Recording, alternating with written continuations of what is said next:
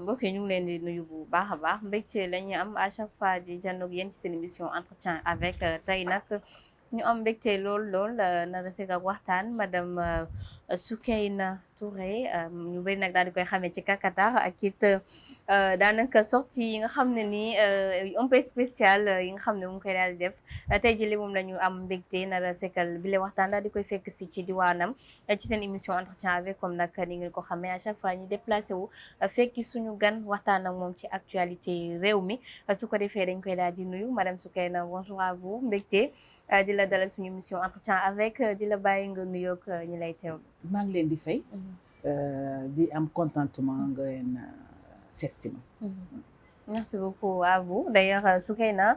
madame Soukeyna Touré ñu bëri xam ko ci Kakatar mais en fait ak it sortie yi nga xam ne nii mu ngi koy daal di def balaa ñu dugg ci waxtaan bi madame Soukeyna su doon rek expliquer un peu jaar-jaaram ba tey fi mu yegg si ak it ñi nga xam ne nii xam nañ ko bëri d'ailleurs tey soo ne Soukeyna ñëpp ne la Kakatar loolu lañ lay wax ak ces sorties yi nga xam ne nii déjà c'est pour éduquer mais aussi divertir ñi nga xam ne ni moo di la population. Effectivement ñu bëri nañ ma xam si Kakatar parce que comme je vous le disais tout à l'heure je suis très réservée. Je suis pas trop dans le monde politique. nga fii pour ñu xam la au Sénégal il faut nga nekk dans le monde politique. ngay génn di wax lu la neex. Donc je suis sénégalaise mais sénégalaise boo xam ne dafa màggee à l'étranger. Donc j'ai grandi en France. moo tax souvent dañuy naan Soukeyna on vous comprend ak sa réflexion yi lu tax nga am telle réflexion donc ça doit être positif. Donc j'ai grandi en France, j'ai étudié en France, j'ai fait plus de à peu près 20 ans, je dirais pas plus de 20 ans. C'est la France surtout qui m'a éduquée parce que quand je dis c'est la France qui m'a éduquée, je suis partie un peu très jeune, j'avais à peu près 13 ans. Màggee chez les sœurs catholiques. Donc j'étais interne à l'internat chez les sœurs catholiques. Fa laa nekk ba sama cursus universitaire si laa door a génn nekk à l'université. D'accord en tout cas mu nekk jaar-jaar bu am solo mais aussi xam nga tey langum politique bi nekk benn mbir moo xam ne nii daal lay jur coow ñu bëri xam nañ la yow ak li nga sorti yi nga xam ne ni yaa ngi koy doon def ci moo xam ci politique un peu mais tey le duo Sonko Diomaye toog il y a un an ñu gis ne bilan ñu bëri ñu ngi naan bilan mais yow selon yow ndax bilan teelul pour ñu xam ne nii dañoo toog il y a que un an et quelques mois. Non bilan warul toog. warul teel. parce que man nu ma gisee état. et ñu bëri ñu ngi ko gisee normalement d'ailleurs sax moom moo am dañu naan l'état est une continuité. Donc le duo président Diomaye et le PM. monsieur Sonko. duo boo xam ne la dañu andi lu bees si au Sénégal surtout la jeunesse ba ñu ñëw nag dafa am lekk boo xam ne dañ ko fi fekk et lekk boobu du ma wax sax Macky Sall la moo ko fi bàyyi le président Macky Sall que je respecte beaucoup mais mën naa wax lekk bi depuis Senghor parce que je vais commencer par le président Senghor ba muy ñëw am na lu mu fi bàyyi ba mu fi bàyyee président Abdou Diouf fekk ko fi président Abdou Diouf ba mu ñëwee fekk fi les caisses pleines fekk fi un Sénégal moderne développé mais président Abdou Diouf def na loo xam ne waru garam la pour que mu jéem a yóbbu Sénégal un peu de l'avant ba président Abdou Diouf demee mais mu jox ko Fara Wade Ndiaye muy le président man damay wax Fara Wade Ndiaye parce que c'est un président que je l'apprécie je l'adore j'apprécie beaucoup président Abdoulaye Wade boo xam ne d'ailleurs dama koy seeti ba Versailles souvent. Ah bon? Oui, Inch'Allah. Précis. Parce que dafa am fu mu yóbbu Sénégal. président Wade dafa am fu mu yóbbu Sénégal dañu nekkoon si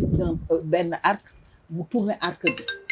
dugal foofu les Sénégalais. de sorte que looloo tax actuellement après moom mu ubbi développé. Il a changé le pays. président Abdoulaye Wade. fala surtout infrastructure yi. D'accord foofu la daanaka yu bari jógee ba le président Macky Sall daal di koy jot. très bien. Parce que lu mu njëkk a def ce qu'il a compris mooy les infrastructures. dëkk infrastructure yi bu ñu ubbee ko développé rek day jàll. donc moom il a vite compris. Le président Farawade Ndiaye maa ngi koy ñaanal vraiment yàlla may ko fan yu gudd. surtout ak wér gu yaram. di ko nuyu fu mu toog. mu dem. wàcc fi président Macky Sall. ba ñuy ñëw nag lu tax ma bëgg a wax loolu c'est important. diggante président Macky ak président Abdoulaye Wade xawoon na am ñagas-ñagas. tuuti. mais feeñu. parce que président Sall. Sall ngaari wala Toro la ñuy wax. mais il a compris que l'État doit être une continuité. donc bu mu ñëwee bien que président am na ñu fi bàyyi mais il a essayé d'y apporter sa touche. et touche boobu la àdduna di wax. à parler franchement quand je parle souvent nag. dañ may xool côté politique. mais pour dalal xel yi. Madame, si je vous dis que j'ai jamais voté. Ah bon? Mosoo voté? Déedéet. Ah bon? wax naa ko sama émission bi passée c'était pour mettre à l'aise les gens qui travaillent avec moi. J'ai jamais voté. Mais je suis une bonne citoyenne, je suis une bonne patriote. Sénégalaise. Une patriote sénégalaise. Sénégalaise. D'accord. Parce qu'actuellement, quand on dit je suis patriote, on pense que... on passe à passer. Mais en bon français, on dit je suis patriote quand vous êtes citoyen d'un pays. Madame Président Macky Sall, tabar fakal. Man je voyage, j'ai fait le tour du monde. Dama teg Europe, dama teg Amérique, dama teg Asie. Mais boo duggee dans les pays africains, à part le Maroc ak quelques pays arabes, Sénégal gàcce ngala. boo génnul nag doo ko xam. mais yaa ngi wax wàllum infrastructure yaa ngi wax wàllum liggéey mais bari na ñi nga xam ne ni nee nañ donte liggéey na gaspillé na li nga xam ne ni moo di l'argent du Sénégal ak dette yi nga xam ne ni moom la fi baax. gaspillage boobu laa bul d'accord. Ah bon. parce que man wóoruma de. que dafa gaspiller ou gaspiller parce que man du ma wax lu ma xamul. parce que ñun on a beau dire on est politicien. ñun ñëpp léegi Sénégal léegi ñëpp politicien. parce que sa côté bu la arrangé rek côté boobu ngay dem. il a gaspillé. qu'est-ce combien il a mis sur la table xam nga ko. xaw ma ko da nga dégg ma dégg. donc man lu ma gis rek laa wax mooy que on a développé les infrastructures. côté habitat gis nga kër mbedd yi. côté projet vous avez vu ce qui se passe. madame il y a eu beaucoup d'investisseurs nañ doon xëccoo Sénégal. man loolu laa xam. mais que gaspiller na mun na am que ñoom entre ñoom xamante nañu. mais nag man positivement rek laay wax que avec le président Macky Sall vraiment tax na ñun Sénégalais fu ñu dem ñu respecté ñu passé ci président Macky Sall. qui est bien réseauté il faut le dire. parce que damay dem man dans les grands milieux. D'accord. Je suis présidente d'associations en Afrique, dans 11 pays, mais malgré tout ça, hormis tout ça, je suis chef d'entreprise.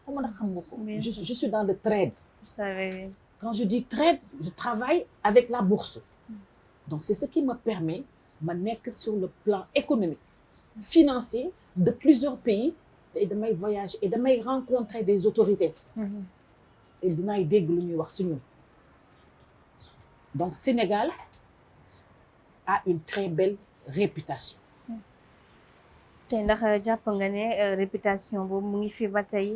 gis nañ les nouveaux dirigeants ak it sorties yi nga xam ne nii def nañ ko récemment pour parler du gestion de Macky Sall avec des chiffres falsifiés mu nekk loo xam ne nii jox na woon na coow lool ci dëkk bi ba ci sortie rapport Cour des comptes. mooy li ma la wax tout à l'heure madame. man j'ose pas dire qu'il y a des chiffres falsifiés parce que du sama domaine. man sama domaine rek mooy gis-gis rek laa si am. ak dégg-dégg rek. bien sûr. je suis désolée. man dégg-dégg gis-gis falsifié nekk ma sax xaw ma ko. moi je suis pas économiste tamit. pour xool je suis pas dans le gouvernement. je suis pas au ministère des finances. je travaille pas avec FMI et tout. mais loo gis waxtaane la. te y a une chose boo xam ne sénégalais dañ koy fàtte madame. mu di lan. mooy que booy jël réew. doo fi fekk mën nga fi bañ a fekk xaalis mais yaay liggéey xaalis bi non je crois que am na benn parti bu président bu xool muy Macky président Abdoulaye Wade nee na Macky bett na ko dégg nga ko parce que dafa yaakaaroon lu mu bàyyee woon réew bi ba muy dem parce que ba muy dem bàyyi lu ko dara mais actuellement mu réew bi nekkee ak Macky Sall le président mais ak xolam bu baax xolam bu rafet man moo tax ma bëgg ko mais écoutez il a au moins assuré cela malgré que amoon nañu problème te amuñu problème dinaa si ñëw parce que bu ñuy gisee yow doo ko fekkee man duma ko fekkee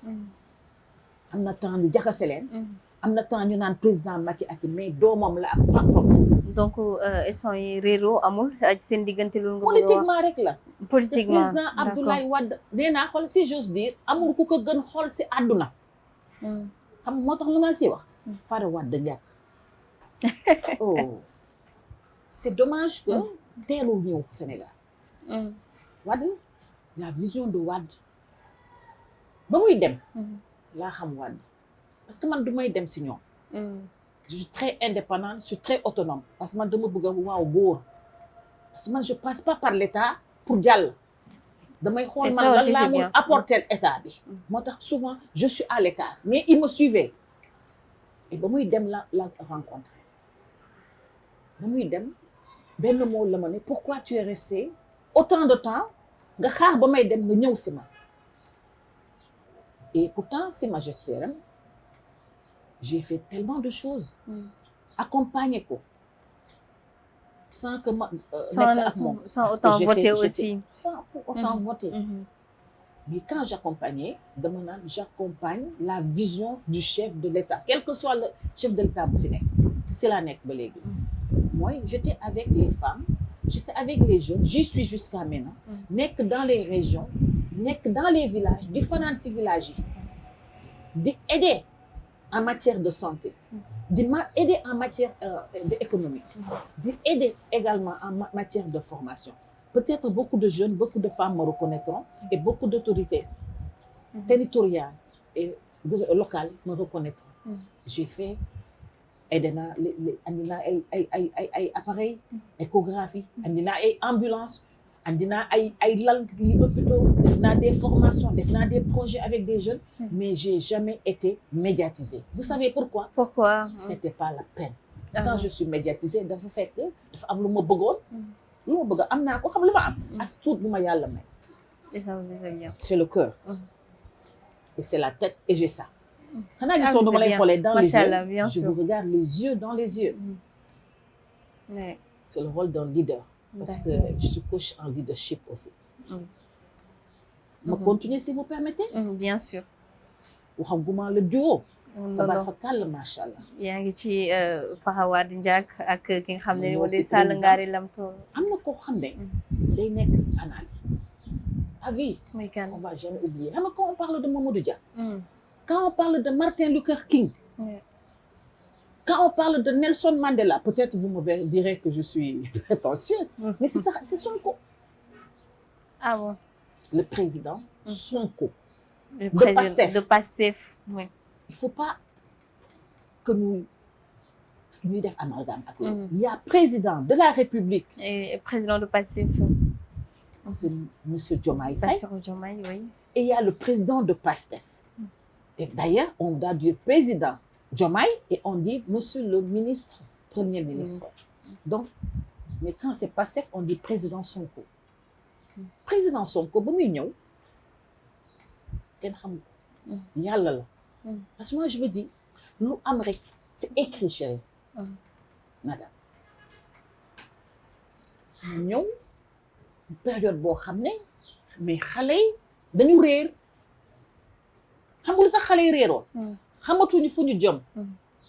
xam nga lu tax xamatuñu fu ñu jëm c'est parce qu'ils n'ont pas reçu la formation qu'il fallait et donc da nga jàpp ne Ousmane Sonko moo ñëw leeral leen il est venu ci li nga xam ne nii moo di seen ëllëg ak fi ñu toll xam nga lu tax monsieur Sonko mu am sympathie xale dafa ñëw laal plaie bi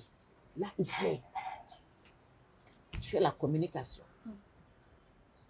Et je fais sa communication. Et daf ko réussir d'ailleurs mu jaaxal ma mooy la politique de gestion participative mooy jàppal ma jàpp c'est le système de président Sonko ak Diomaye ngàll nañ si jàpp xam nga lu tax madame actuellement loolu moo xew il y a 30 ans il y a 40 ans moo am en Occident moo tax les Occidentaux dépassé ñu ñun le Sénégalais recevait beaucoup d'aide on reçoit beaucoup d'aide madame boo waree dem rencontrer le président Diomaye vous êtes une association vous êtes dans un quartier mais da ngay xaar passe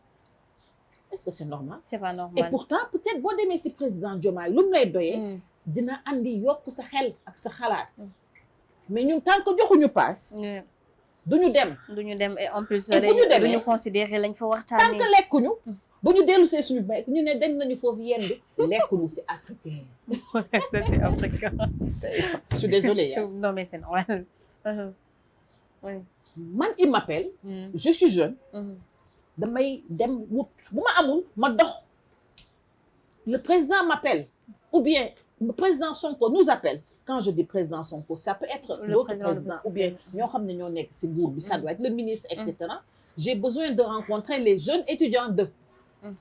bu ñu ne ñaata lañ ñu jox passe cotisez-vous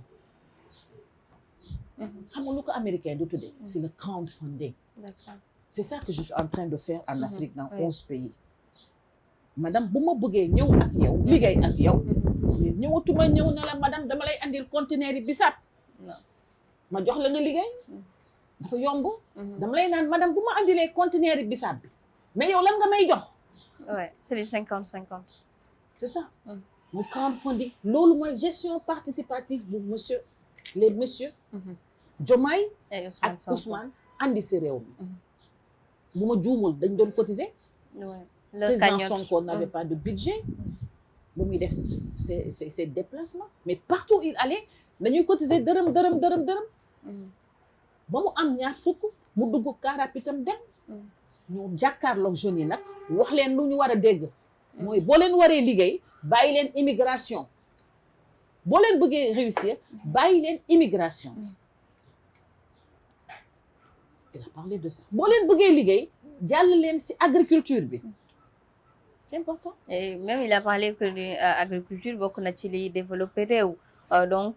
bëri na yi nga xam ne ni yëkkati na ko jëmale ci les jeunes donc la question mooy tey Ousmane Sonko fan nga jàppee ne fa la puiser autant de popularité et de notoriété. mooy li ma la wax rek dafa laal góom bi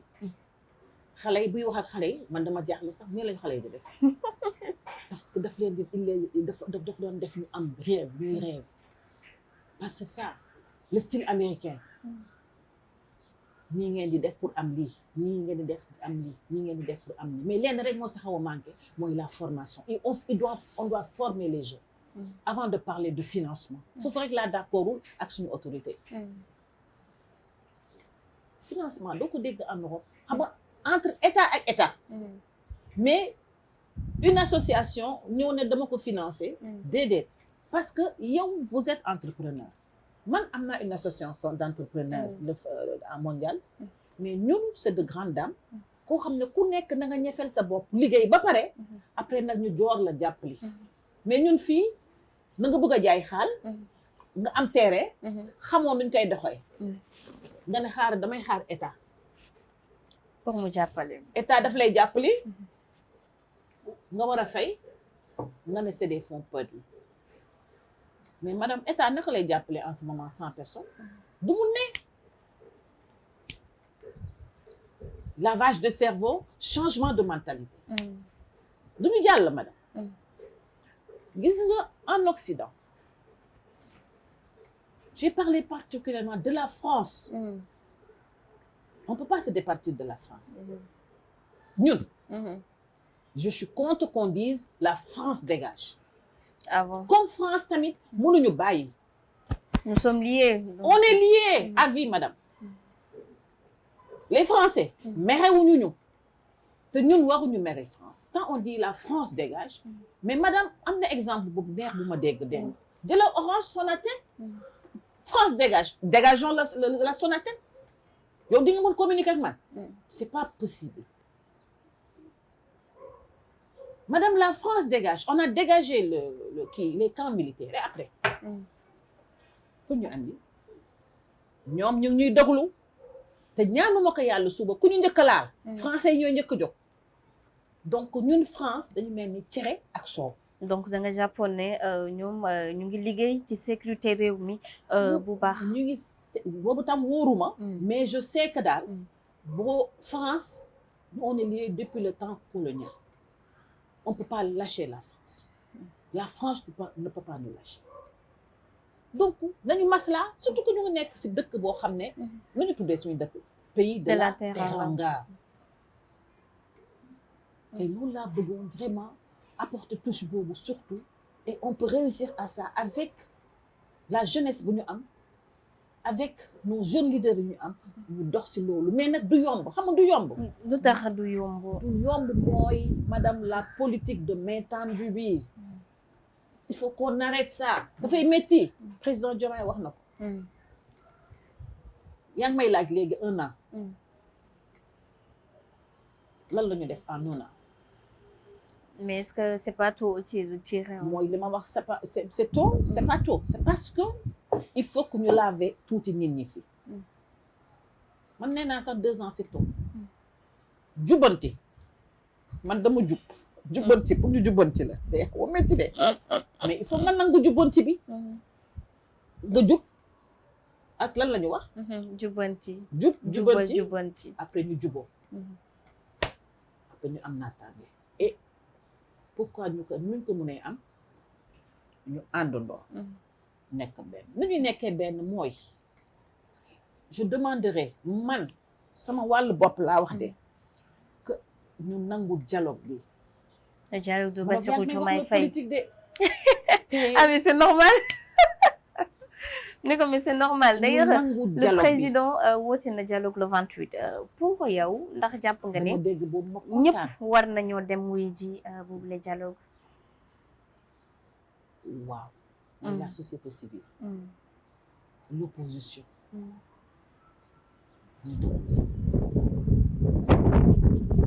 surtout bu ñuy wax dialogue bi également bëgg naa ñu jël les associations les jeunes là man parfois il m'arrive de rester avec des jeunes associations élèves yi suñu boos surtout xale yi moi je fais des émissions mais souvent xale dañu ma naan tata Soukeyna mais ñun lu tax du ñuy boole si émission yi parce que man damay toog est-ce que vous savez je reste 2-3 heures avec les enfants ñu jël 2-3 élèves invité leen ñu jox leen parole naka ngeen ko gisee du bu yéex nag mais ñu doxantu waxtaan man je crois que pour affaire bi ñu jàll fii yoon la système bi président Diomaye yor ak président monsieur le premier ministre avec son gouvernement on peut aller loin mais si kaw sénégalais gëm ko madame si vous permettez damay jël l'exemple benn exemple bien sûr premier ministre dem na fa muy le Rwanda madame boo demee Rwanda doo fay doo fox benn xob moi je pars souvent là-bas xam nga ñan ñooy bale mbedd bi ñoom les habitants chaque mois même les autorités dañu am et ñaata li ñu leen di fay citoyenneté lañ dara gratuit mais ñun mënuñu ko am donc président Diomaye commencé na ko mais après ñu politiser ko est-ce que nekkul ni it problème bi mooy tey Sénégal lu ñu def rax ci politique moo tax bëri na ay initiative yoo xam ne nii du way ci kanam moo ñu sonal na man moo tax dama allergique mais maa ngi leen di accompagner d'une autre manière dama ragal politique parce que politique fu nga wax te man dama xaw a sob sama làmmiñ lu ma gis si c'est bien ma wax ko si c'est pas bien mais dama koy wax parfois dañu naan kenn yaruma déedéet il faut mais s'il vous plaît madame méthode bi pour que Sénégal mu dem kanam il faut que ñu arrêter les non-dits il faut que ñu arrêter defe naa chaque jour nga dégg convoqué nañu parce que lu la wóorul bul wax loo xamul bul wax moi je suis pas dans le gouvernement je suis pas dans les institutions boo ma laajoon léegi tey ministère bi nii ak nii man a ko xamu ko mais man en général lu ma gis rek laay wax te madame politiquement dañu war a am jaanu bii bu ñu sànnante xeex parce que léegi gis nga loo toogee nii léegi nii dans 30 minutes boo ko génnee day wër àdduna am na góom yoo xam ne dafa war a nekk si ñoom suñu biir je vais en profiter pour parler d'une compagnie parce que dama ko assister madame muy Air Sénégal Air Sénégal il y a des soucis je vais pas parler des soucis pour que les voyageurs yu war a dem ak yooyu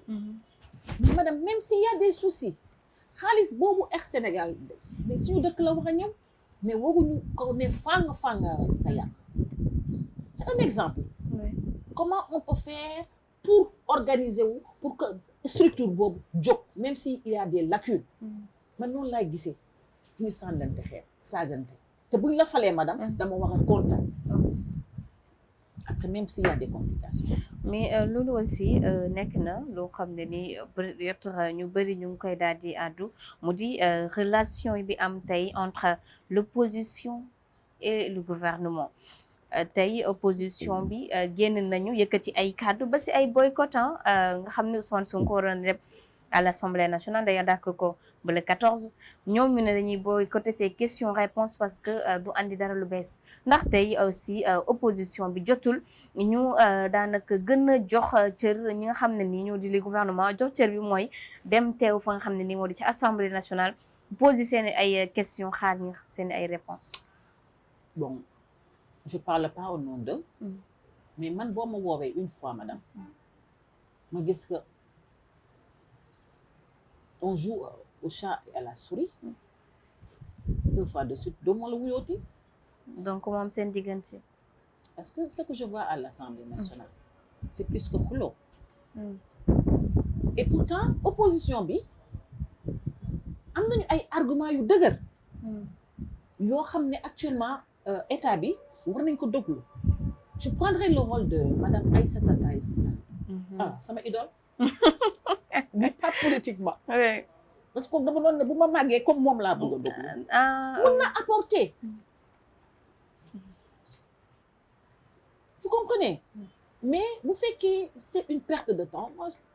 je trouve pas d'inconvénient man boo ma woowee ñaari yoon ma gis ne waxtaan nañu écoute ça n'aboutit pas je reste chez moi mais ils vont se retrouver donc je dis toujours ils vont se retrouver l'opposition et le gouvernement oui. mais ak animosité bi nga xam ne ñu ngi koy gis ni xasante bi yëkkati ay kàddu yu tegginewut ndax jàpp nga ni un jour ñoom dinañ ànd mais madame dinañu ànd dañu visuellement ni ngay gis ñuy xuloo man en ce qui me concerne je voyage beaucoup ak ñoom opposition ak membre du gouvernement mais bu ñu àndee benn jour dama leen ne mais excusez-moi mais ñun yéen da ngeen ñuy fantôme excusez-moi du terme je ne vais pas sortir de promo parce que dañuy waxtaan entre ñoom li may wax ni mais après ñooy àndandoor reer yi ñooy àndandoor waxtaan ñooy àndandoor jël pot ensemble te bokkuñu parti mais bu ñu ñëwee c'est normal mais nag c'est à nous ñu éviter divertissement boobu la kii wax na lii rek alors ñun ñu dem song kooku la déedéet c'est pas ay sorties yoo xam ne it gouvernement bi nee nañ moo koy interdire gis nañ à l'exemple de Mansour Faye beau-frère de Macky Sall tey ñaari sorties yoo xam ne ni échoué na mu gagné woon procès mu foofee ca cour suprême daanaka jox ko faveur pour mu génnaat réew mi état bi taxawaat ci mbir mi barki démb mu bëgg a génn ñu bloqué waat ko loolee it tey est normal di bloqué nit sans autant jox ko nga xam ne ni moo di les attestations qu'il faut ndax bàyyi ba mu dem ba ca aéroport ba ñu daal di fay kale xamal ko ni mënu voyager. la def instant yi dañoo taxaw ci ay réduction des comptes ndaxte nee nañ ba mu yoree li nga xam ne moo di ministère am na yu bëri yoo xam ne nii dafa lu bon. Est-ce que c'est vérifié? Raison pour laquelle beaucoup de personnes c'est vérifié. pas encore vérifié loolu tax ñu bëri surtout ay jegeñaale même moom Marème Faye Sall génn na def ci ab sortie ne nañu bàyyi frère am mu génn wéyal ay activités. On même madame Marième Faye Sall bu waxul sax loolu c'est pas normal. mais yoon mu ngi fi. suñu justice amul morom yoon mu ngi fi. et damay demander comme deful dara pour le moment mais dafa war a génn. Donc vous êtes pour Mansour Faye continuer ay activités. Je suis pour jusqu'à ce que mu am luñ koy reprocher. dafa mel ni kenn rek ñu ne man ñoo mën a la écoute doo génn dëkk bi parce que la liberté est sacrée quand même. La liberté est sacrée. mais nag yëpp nag si négociation ñun loolu la ñu xam. c'est un pays de ñu koy waxee. de masla waaw. am na loo xam ne mën nañ ko doxalee. waaw parce que am na bout de force. bu ma bëggee dara si yow madame. damay def comme les Saint-Louisiennes de. man bu baax. Madou. waaw ñu waxtaan. ma teral la ñu waxtaan. et cetera mais ne bu ma ñëwee ñoo ne la damay def lii ak laa mais madame si tu as mon tempérament doo dem. lépp dañu waxtaan rek. lépp ci douceur. lépp ci douceur tranquillité. du ma dem pourquoi du ma dem nga dem sa kër. soxlawul sax dem dans la presse. nga bind officiellement. ñu ne la lii ak laa peut-être mënoon nañ ko régler sax parce que du moom rek lañ ko téye am na ñoo xam ne peut-être téye nañ leen xaw ma nag. mais xëy na bind nañu waxtaan nañu ak ministre. ñu ne la ok am nga autorisation kenn du yëg ma sàmba ma dem ba surtout presse bi. ñu bëri yoo xam ne waruñu ko fësal quoi. mais sànq yaa ngi doon wax bu am solo moo di moom Ousmane Sonko lu mu réussir ci jeunesse bu Sénégal te ñu bari réussir ko moo di réussir nañu déglu ko réussir na aussi xamal leen ni bëri na li leen mën a daanaka jàppale mu ngi ci réew mi tey gis nañ ne yét jeunes yi topp nañ leen. mais rythme bi ñu nekkee ñu bëri ñu ngi leen di critiquer ndax jàppoo ne un jour mën na ñàkk sympathie ñi nga xam ne nii moo di la jeunesse sénégalaise parce que ñaar la ñuy laajte insertion ak liggéey te gis nañ ne ñaar yooyu yëpp manqué na ci seen côté selon ñoom. lu ma siy wax madame. mooy ñun sénégalais nañu yàkkamti on est trop pressé et tout ne se fait pas du jour au lendemain. pour liggéey également il faut nga am profession pour amul profession il faut nga am formation ñu def la insertion wax naa la tout à l'heure gis nga boo demee en Occident les personnes les mieux nanties c'est ñi nekk dans le domaine agricole ñun fii boo nee damay bay rek c'est un peu mal vu alors que bay bi madame moo yor économie bi. xale yi j'ai parlé des jeunes il faut que ñu nangu loolu nangu doglu bi nangu am éducation je parle de l'éducation même dafa xaw a manqué trop fii bien qu'on soit démocrate bien qu'on soit dans un pays démocratique mais déjà pour nga réussir professionnellement il faut nga am éducation bi xam nooy waxee mais ñun fii il faut nga nekk guerrier loolu fajul dara ñu jël tamit temps ñu accepter que actuellement système bu bees la système bi day jël temps bu ñu ne ça fait 1 an defuñu dara mais madame ñëpp xëyu sotti benn fan ou ñaari fan il faut que ñu def nànk et puis éviter coow bi surtout parce que coow bi day dàq nit ñi quand je dis nit ñi mooy c'est les investissements les investisseurs qui doivent rentrer il faut qu'on évite ça aussi que jeunesse bi nañu teg financement fële que les familles nañu teg également dund bu moi je suis contre wàññi na ceeb bi on est content non il faudrait qu'on dise écoutez lan la ñu war a def pour le moment on a fait des programmes pour la jeunesse réussir nañu ñu door a wax parce que quand tu manges bien madame après tu es fatigué tu es chez toi tu n'as pas le temps de travailler en France où j'ai vécu c'est rare ma dégg ñu ne wàññi nañu diw wàññi nañu même dañ koy wàññi sax dañ koy def manque parce que parce que l'américain c'est pas dit day up to date war nga ko updated time is money et foofu la ñu toll il faut que ñu liggéey je parle des Américains parce que boobu tam beneen modèle la de vie parce que sama vie professionnelle ñoom laa nekkal c'est le modèle américain qui c'est est le modèle adopté aussi. américain doo am temps booy perdre heure boo nekkee ak nit heure boobu lii la nga war a def bu ñu pare na yaa ngi si leneen amoo temps ataaya bi amoo temps waxtaan bi palabre bi mais ku nekk am looy def et dans la transparence ñu tëj le chapitre politique après ñu ñëw ci yow un peu li ñu koy tëjee nag sànq wax nga ko moo di ses réalisations et tout ça moo di Macky Sall gis nañ ne nekkatul le président de la République mu ngi ailleurs mu ngi Maroc mu ngi feneen ak feneen ses voyages nomination yi ak sommet yi nga xam ne ni mu ngi ciy dem bari na aussi réaction yu jug ne il ne mérite pas parce que moo fi def loi d'amnistie moo tax des jeunes faatu fi bon en fait ay accusations yoo xam ne ñu ngi koy teg ci ndoddam selon yow tey moom Macky Sall distinction yi nga xam ne nii ma ngi koy am à l'extérieur ndax nekk na lu mu mérité. président Macky Sall yàlla daf ko may. il faut que ñu accepter que président Sonko yàlla may na ko yow yàlla may na la man yàlla may na ma il faut que ñu accepter lu yàlla may président Macky Sall c'est écrit dans le monde il fut directeur il fut maire il fut ministre il fut premier ministre il fut président Assemblée nationale il fut président de la République bu ban CV la Sall Ngari et il sera l'unique aussi président sama xarit sa amu ko Wade mais c'est normal madame une personne comme ça à l'international que il est recherché dañu accepter tamit madame ba mu nekkee fii à part la politique mooy gestion bu ñuy wax ak yooyu mais il a une vision man dama ko koy nangul et je vais encore répéter j'ai jamais voté pour le président Macky Sall musuma gis benn yoon la ma gis si bitim réew la ma gis mais nag dama koy nangul loo xam ne def na ko fi pour une première madame ubbi na tali ubbi na géej gi ubbi na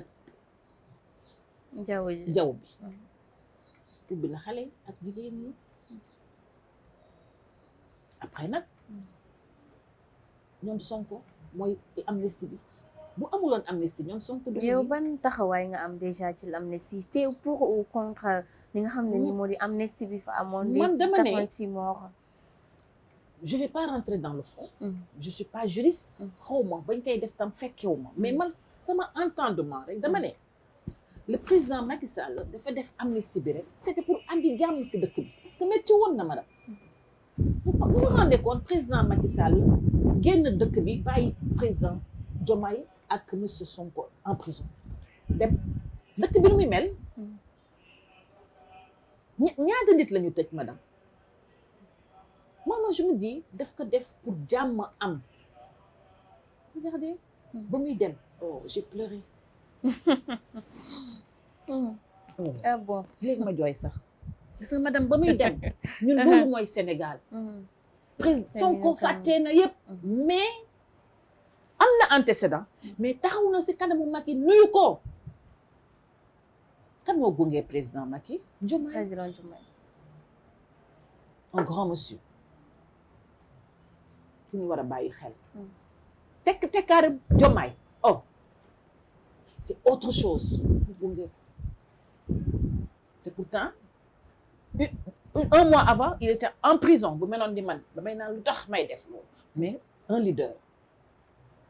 lan moo ko andi amnistie bi ils sont partis mais nag président il faut que nga ànd ak président Macky parce que président dem na peut-être am na yóbbaale na mais si xuloo ak xeex ak kii bi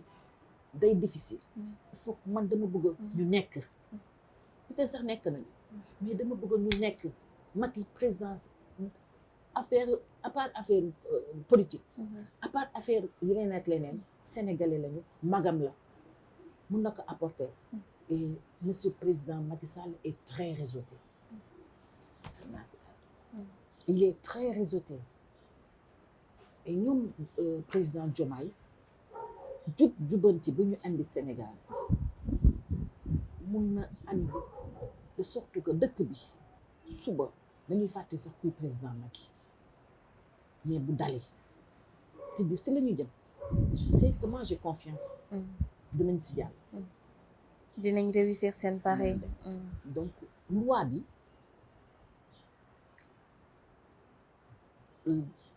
def nañu interprétation on va voir mais nañu am rek xel bu dal man nag damay xool toujours le bon côté côté positif rek laay xool du may xool en général négatif je regarde toujours le côté positif et quand tu regardes le côté positif day jàll positivons et puis ñu nekk ak ñoom ñu jàppale leen loolu aussi am na solo ñu wax ci leneen fan yëpp ñu ngi gis ay sorties même si bu nekkee sax bëri na ñoo xam ne nii ñu ngi naan mën na ñàkk mu di moom Ousmane Sonko dafa am lu ko fi daloon mu di mbirum Sweet Beauté ba ñu yegg si tey fi ñu yegg si mais ki ko moom di defaat ay sorties yoo xam ne nii ay sorties yu ñu bëri jàppee ko dérapage mu di moom Ndeye Khady Ndiaye wax na ba tudd le président Diomaye ne su soxlaa dara daf koy woo mu jox ko que moom daanaka Aïda Mbodj de DER moo ko daal di financé d'ailleurs propos yoo xam ne nii Aïda Mbodj démentir na ko tey ndax jàpp nga ne moom moomee sortie yi nga xam ne nii moom kay def war nañ koo bàyyeti mu def ko ci penc mi gannaaw Sweet Beauté moo andi tey interprétation bi ngay wax sànq. Je vais commencer à parler par Madame Aïda Mbodj qui n'est pas n'importe qui. Je ne l'ai pas côtoyée, mais j'ai côtoyé un peu son ministère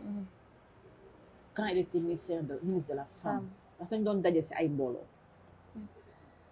mu nekk jigéen bu brave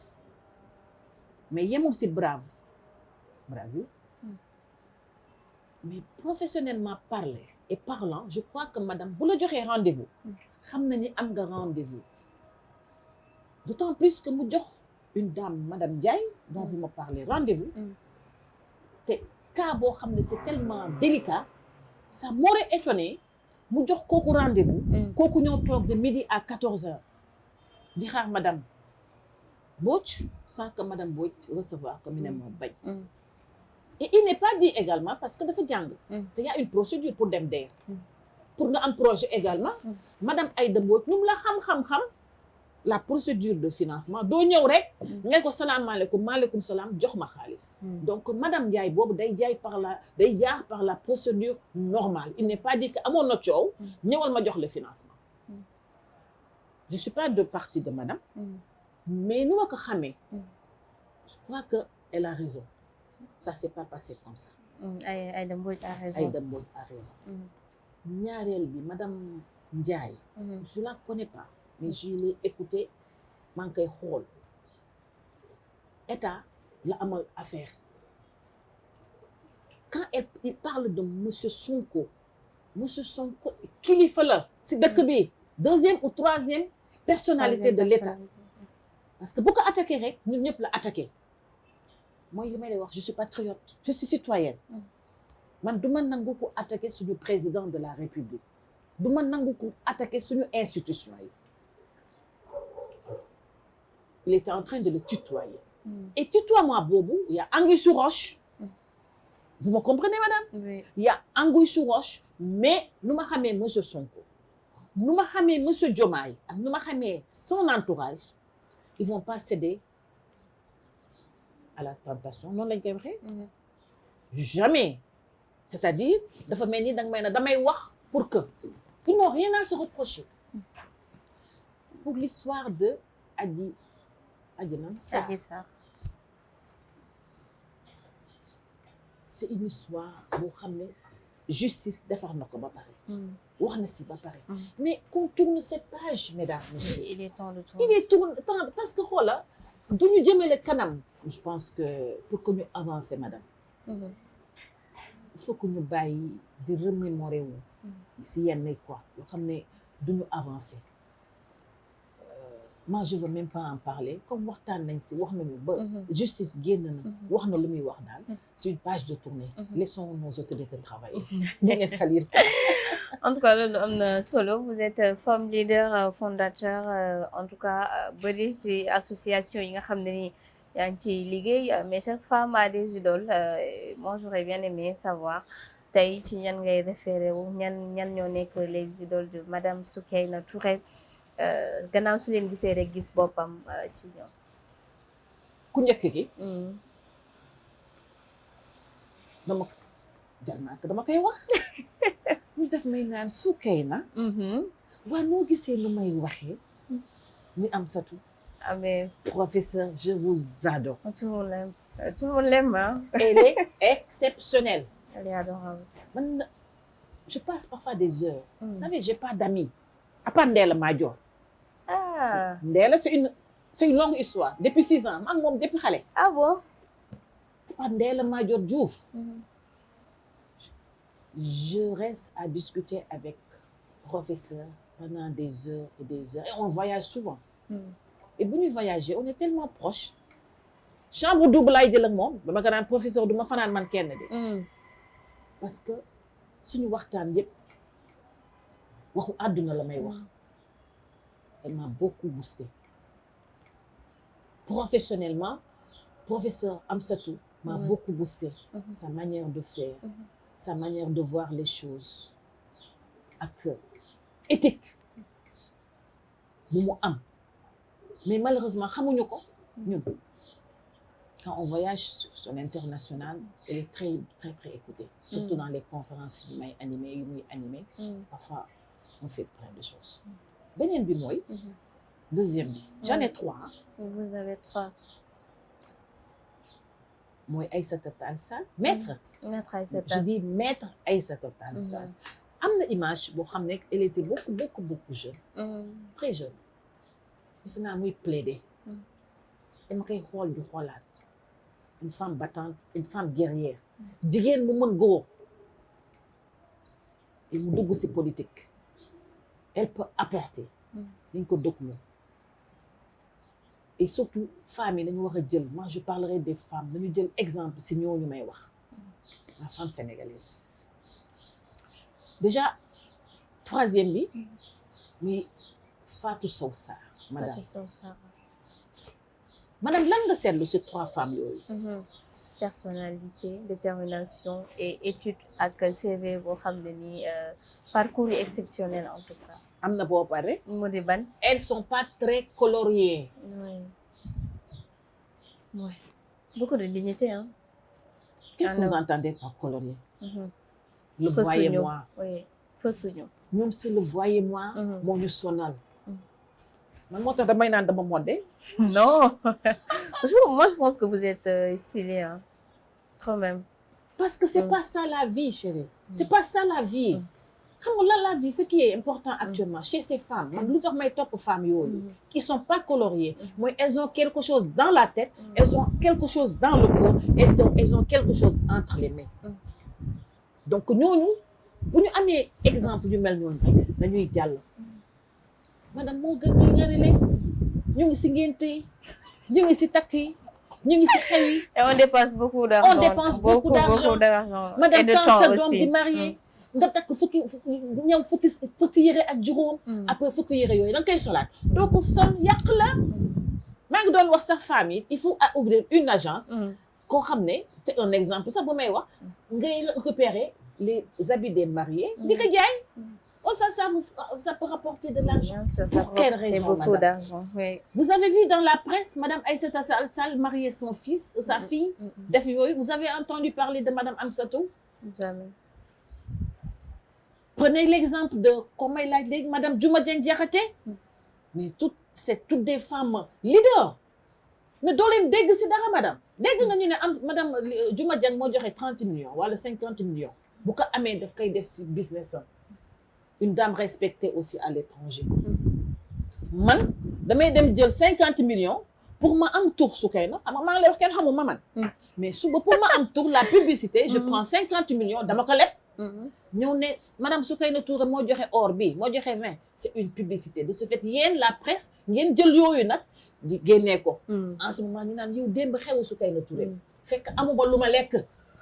gistal madame fekk amuma lu ma naan gistal donc c'est des femmes démunies en général qui veulent se faire voir